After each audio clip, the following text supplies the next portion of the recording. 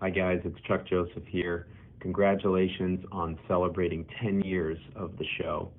10 years takes a lot of commitment, and it demonstrates such passion for learning all about wine and sharing the joy with your fans. Just think of all the bottles from all over the world that you've enjoyed. What an amazing journey. Cheers, and here's to the next 10.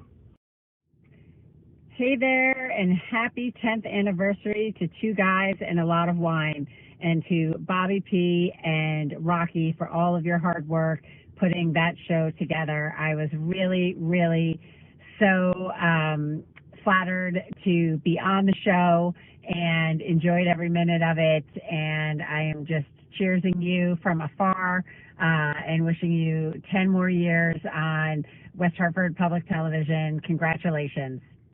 We would love to congratulate Two Guys and a Lot of Wine on their 10th year anniversary. Hey, Bobby P., congratulations on 10 years. Congrats! We're looking forward to many more years of Two Guys and a Lot of Wine here in West Hartford and also in Newport. Cheers! From one gal with a cocktail to Two Guys and a Lot of Wine. Thanks so much for 10 years of all your super fun episodes. It was amazing being a part of the process, and love you guys so much. Sláinte. Hey, Bobby. Hey, Rocky. Hey, this is Rocky, too.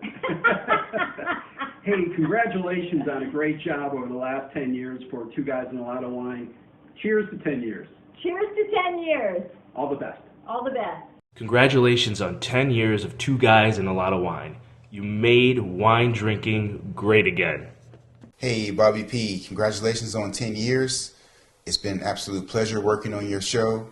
Cheers, my friend. Bobby P. and Rocky, I'm so excited to celebrate your 10th anniversary over 100 shows. Your show is one of the most popular for both our crew and our viewers at home. And I just want to thank you so much from the bottom of my heart for sharing your love of wine with the rest of the West Hartford community. 10 more years, baby. Let's keep it going.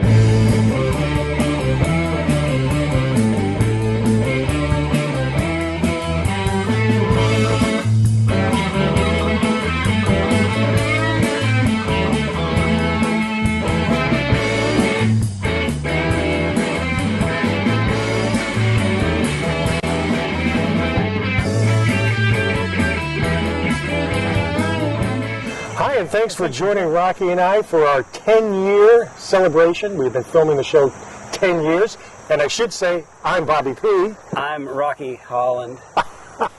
And this is kind of an important day for us, because this marks 10 full years I've been doing the show. Rocky, I think, has been with me now for, has it been 3, 4 years now? 4 years as of February of 2017 or 16, one of those years. It might have been 4 or 5 years out.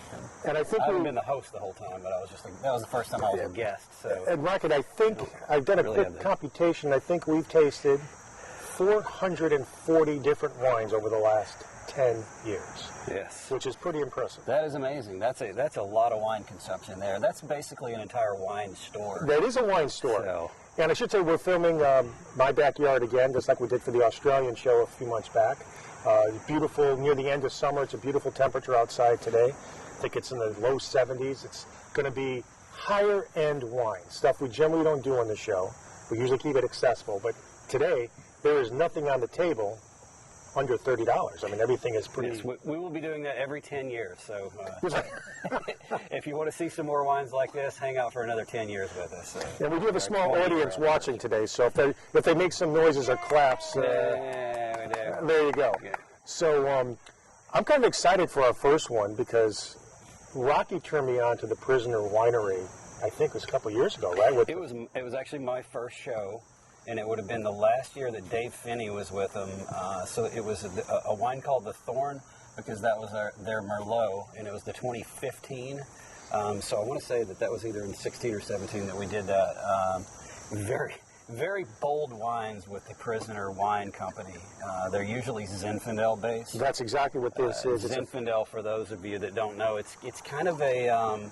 It's typically a high alcohol wine, and high alcohol wines tend to be on the bolder side. The reason it's high alcohol is, interestingly enough, because the grapes grow at different times. So there might be a green one here and a black one here. And so what they do is they wait for the green ones to grow all the way, and then the ones that are already grown are like kind of overgrown, which in turn produces more sugar. And the fermentation process makes it higher alcohol. And so that's why Zinfandel typically rings in at around 15, 16% alcohol. 15.5 we are on this guy, right? Yeah, and the so this is going to be on the bold side. The Prisoner Wine Company makes some fantastic wine in general. Yeah, I love them. This is, if you're looking for this, you can find this to be $28, $38. Usually it's on the higher end of that, especially in this area. And I know you're a big Zinfandel fan. I like Zinfandel because typically with wine you've either got red fruit or you've got they call it the blue and black fruits and the red fruits. So red fruits would be, it tastes like cherry. Black fruits, like with Napa Cab, it's going to taste like black currants or blueberries or things like that. And so what they do, if you want to get two of those into one wine, you tend to blend those, which is what they do in places like the Rhone Valley. Zinfandel is rare in that it actually has characteristics of red and blue and black fruits all in the same grape. So, there's more in there than just Zinfandel, I have to imagine. There is. I've had this one quite a few times. I have my tasting notes, but I'm going to take a sip first and have you take a sip, and then we'll discuss it quickly. Ah, that's delicious. I love the way you taste it, and then you're getting a completely different taste 15 seconds later. And a lot of California Zinfandels are labeled jammy, and this is definitely a jammy. I would put this, I think the terminology that wine nerds like to use for Zinfandel is brambly. Brambly? I don't exactly know what brambly means. I used to have a coworker named William Bramble. Maybe I should ask him. His ancestry might have the answer to that, but brambly, I guess, is what this tastes like. Probably. That's interesting, because we've never used that term on the show before. We haven't done a lot of Zinfandels on the show either. Yeah, so. What's really cool, too, is if you look at the way it trims down the glass there, it's really dark and it goes really slow. And, you know, those slow, thick legs running down the glass is typically a bolder, high extract, high alcohol wine coming from warmer regions, often in California. And we discussed this earlier, and I think some of the members of my audience, I discussed it earlier. This, even though it's the end of summer right now, it's a beautiful late afternoon. A lot of people could drink this wine at this temperature and be very happy. Mm-hmm. You can't say to yourself, it's still summer, I can't drink a red wine. Mm. This is delicious, just the way it is. Yeah, this is appropriate. Yeah, if it was 10 degrees hotter out, there's no way I could. We would have changed our selection. Absolutely no way. We would have changed our selection. And Zinfandel, if you're a barbecue fan, Zinfandel is really good with barbecue. It's kind of like the known pairing for barbecue is Zinfandel, the known go-to. And I will say, I don't think this is as peppery as some people have said. If you look at the reviews of this, it's not quite as peppery. Mm-hmm. I do get licorice. I do get some cadmium, and some fall spices are a little bit in there too. I get a little bit of a spicy kind of capsaicin thing going on with it. It's delicious. I get a lot of red fruit. I get a little bit of blueberry, a little bit of blackberry. It's definitely got some alcohol burn. I would recommend chilling this about 10 degrees if you're going to drink it, especially if you're not into bold wines. That'll tone it down a little bit. And this tastes like it's been chilled for a little bit. And just to let you know, the Prisoner Wine Company, for this particular Masaldo, they get grapes from some of the best vineyards all over Northern California. So you're dealing with some better products when it comes to Prisoner wine. I'm looking at the label, Oakville, California, is not an inexpensive region for grape production. So it's a good quality product. So I've had this before, and I've been waiting to share this with Rocky on our special 10-year show. So is it a winner, Rock? Oh, yeah. Yeah. I've never had a Prisoner wine that I didn't. Yeah, I figured that was the case. Yeah. I figured that case. So it's good. Once again, you can find this locally. It's like it's usually over $30. So if you buy it online, you can get it for cheaper. But it's in the upper to mid 30s usually, and it's well worth it, especially on a late summer afternoon or a fall night. So thumbs up. Thumbs up for me too. Are we going to me first again with my selection? Let's do it. So my next choice is the Chateau Ledon de Pez Bordeaux. It's a 2011. I had half a case of this. I'm down to my final two. I've been waiting to share this with Rocky for our 10-year show too. And it's from the Saint Eustache, France region. It's a Cab Franc, Malbec, Merlot, and Petit Verdot. And like most French red wines, which I love, this is a higher price one. That doesn't always mean it's going to be good, but since I've had this before, I'm even going to aerate it because I wasn't sure if it should be aerated. So I'm going to actually push my little aeration device. We were debating on whether we wanted to aerate the Napa Cab or the Bordeaux here. We landed on Bordeaux. Bordeaux, I'm guessing this might be a little more tannic, so look at that color. Towards that. It's beautiful. In general, you cannot go wrong with a French Bordeaux, even some of the inexpensive ones. But some people would disagree with me on that.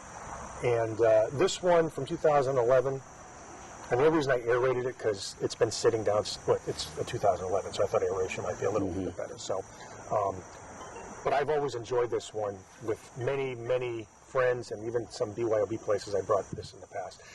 But I'm looking forward to see how Rocky likes this one. Just from the smell of it, I can get a little bit of a cedar. The Bordeaux tend to be, they tend to sit on some French oak for a little while, and I can definitely smell that.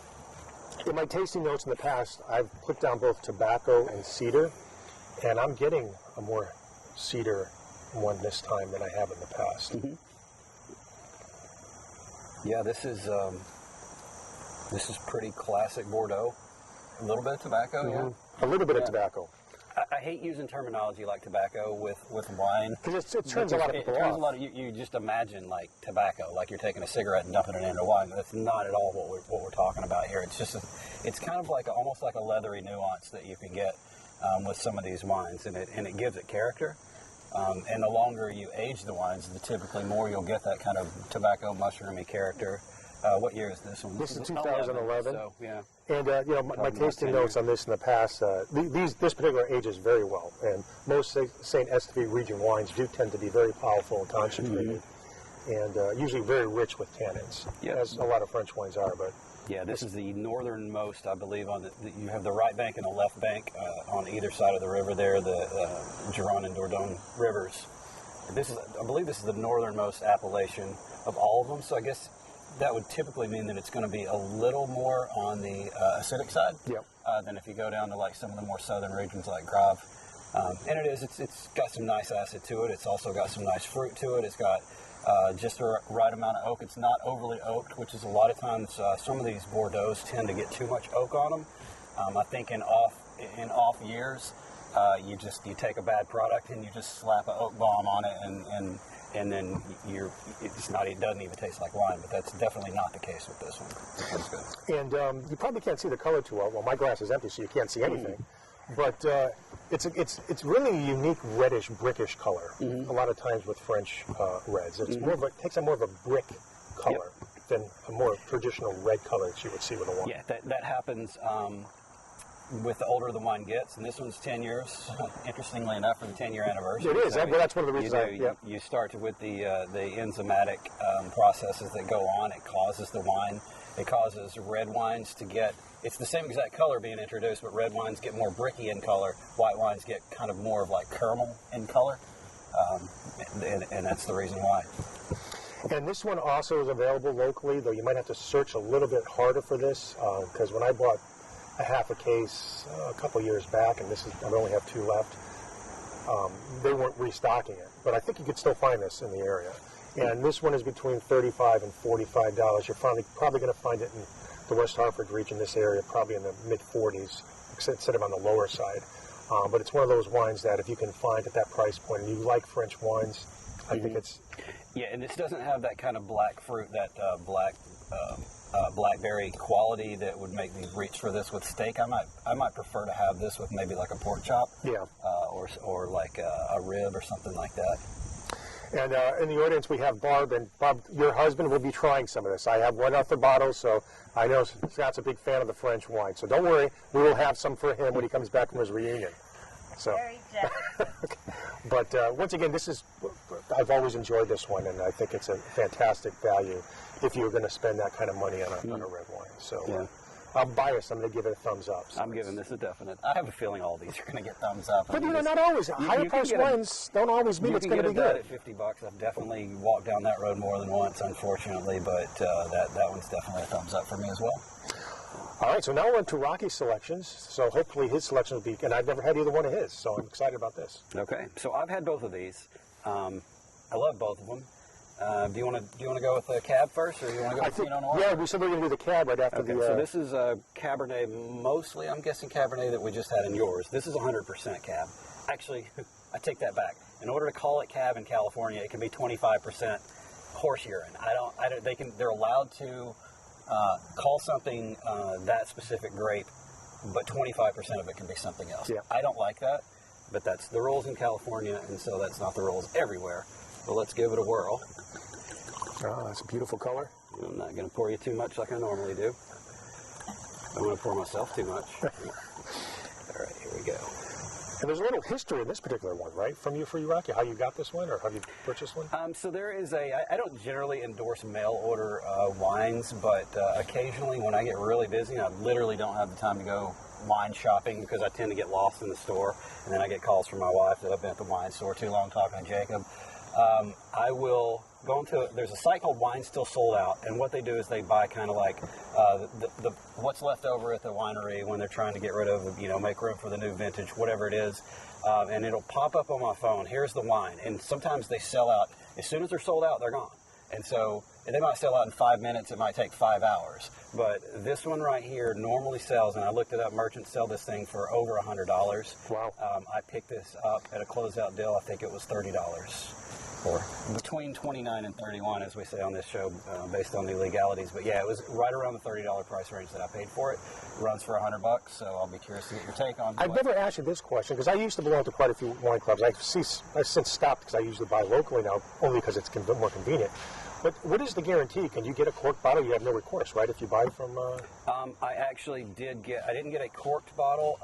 It was a screw top cap, and it's something called reduction, which can happen. And it was a Pinot Noir, and it tasted like matchsticks, kind of like reduction can cause matchsticks or kind of like a rotten eggshell quality to it, and it was just barely. But I wrote them and I said, hey, I'm not asking for a refund or anything, but I do want you to know that this batch might be a little tainted. And they, without question, sent me a refund. And okay. Here's your money back. And I kept the wine and I still drank it. It was still okay. But yeah, if you get a corked wine, at least from Wine Still Sold Out, they were rock stars with what happened with me. And I will say, I'm glad we compared these two side by side because there's such a difference between the two. This is packed with flavor, just like the French one was. But it's a whole different profile, and it's got the first fruit that jumps out at me is the standard they call blackcurrant, and then there's also a little bit of blueberry. I taste some like dark cherry on this thing. I taste some vanilla. I mean, everything that I'm listing is textbook Napa Cab. I mean, this is textbook Napa Cab, and what makes it really good is that the flavors just kind of develop on the palate, and they last for a very long time. That is exactly right. And I think that's what hits the price points on, if they're putting out one wine versus another, if one, remains on the palate and develops for 5 seconds and the other one's for 50 seconds, the one that's for 50 seconds is going to sell for a higher price. It's just going to command that.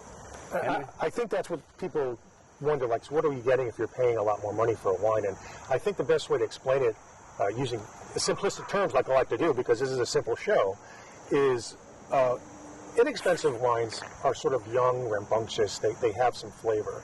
But as you move up the price range, there's more wisdom in the bottle. There's a little bit more reserved characteristics, but they pack a punch. Yeah.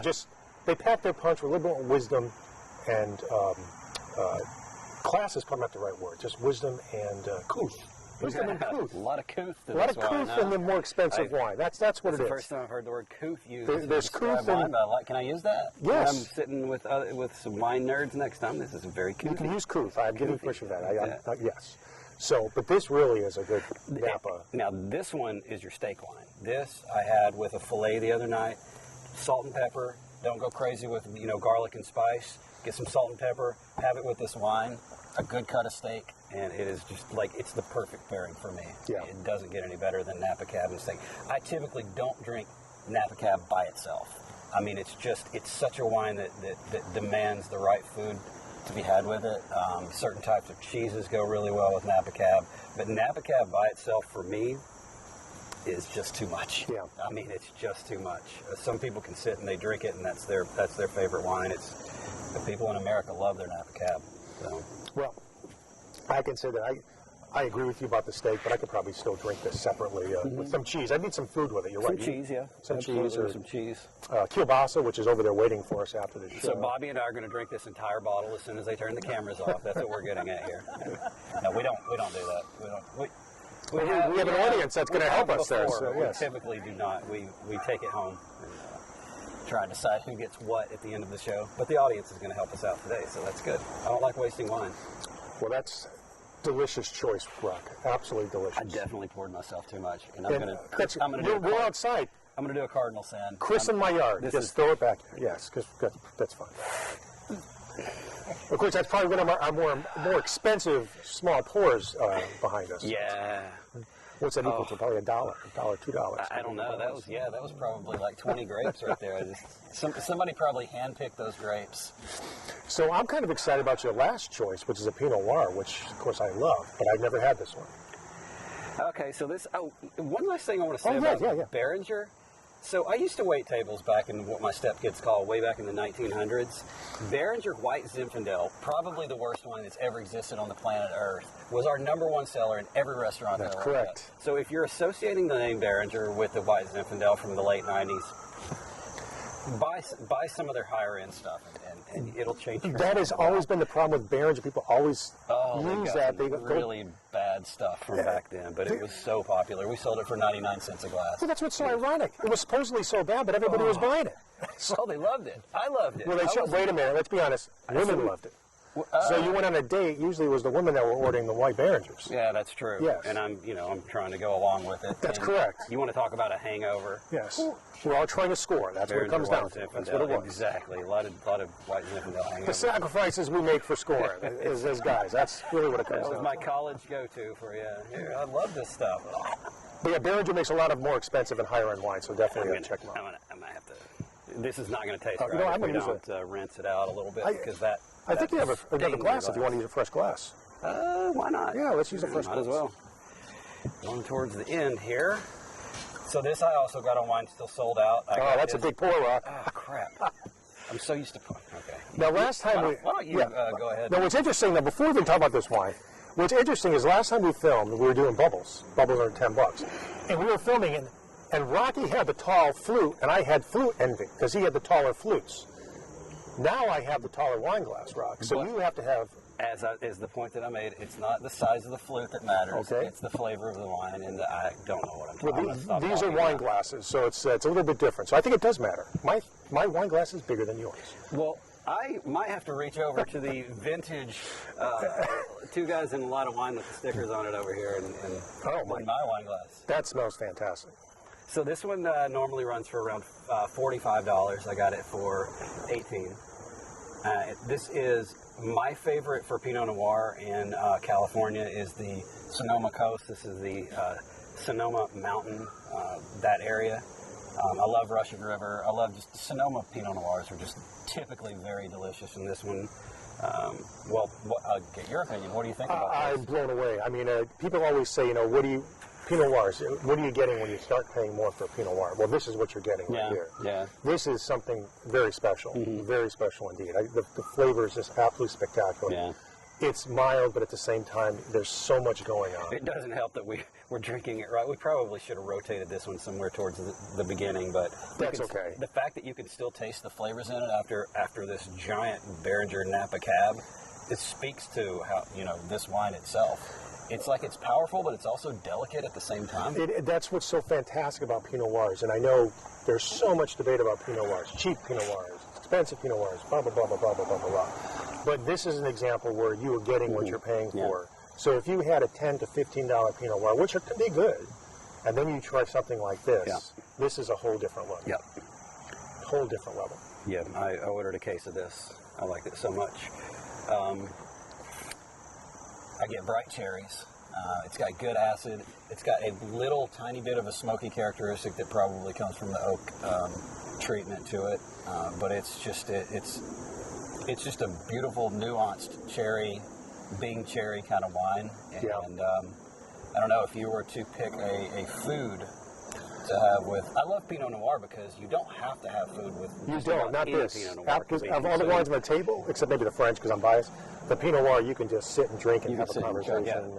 drink, And it's also more versatile for a red wine for cold months, warm months, all the months in between. I can drink Pinot Noir during some of the colder months that or some of the warmer months that I probably can't drink Cabernet. So that's going to be, we're down to our last 2 minutes because we have some special stuff for our audience at the end of the show. But you know, Rocky, I'm going to quickly say that I think, even though I like everything, your Pinot Noir at the end is my favorite tonight. Really? Yes. Okay. And I think if you can see the tables here, this is some vintage 2 Guys and a Lot of Wine glasses from 2011, done by Adele Clark, who had a show on back at the time, and she made these for me and Jim at the time. And along comes Rocky with modern technology and all the innovations that come along, and he gets 2021 version, computer etched, beautiful looking 2 Guys and a Lot of Wine glasses. So there's the progression from 2011, thank you, 2011 to 2021. And I want to thank Rocky for those glasses and also just being on the show for the last 4 years. Thank you for allowing me to be a part of this. It's been a lot of fun. I hope we're still doing this 10 years from now. But I love doing this show. I can't say enough about it. And I love the graphics that we have. Yeah, this goes back to 2011 too. We just never use it in studio because it's kind of difficult to hang up. But now outside, it's very easy to hang up. And you know, we're still going to have a holiday show. We're still going to probably do our bubble show coming up for New Year's. But for the next year, for 2022, who knows what's going to happen? We're going to have more guests, going to have more people from the restaurant business on the show when we can, and we can have more people in the studio. But regardless of which, there'll be surprises in 2022. So, and there's still going to be a few surprises before the end of the year. So, thanks again, Rocky. Thank you. And by the way, really quick, what was your favorite tonight? Oh, maybe the Saldo. Oh, so we're not... It's apples and oranges. It is. What do you like better, chocolate or vanilla ice cream? But I'm going to go with that because I don't want to pick mine. So best in glass is probably going to be a 50-50. We'll give it to you. Give it to Saldo? Yeah, okay. I'll let you go with that. I agree with you. So I want to thank our audience. A little smaller because it was a tough time to get everything together. Thank you. And hopefully all you people will keep watching, and we'll have some fun for you in the next couple months.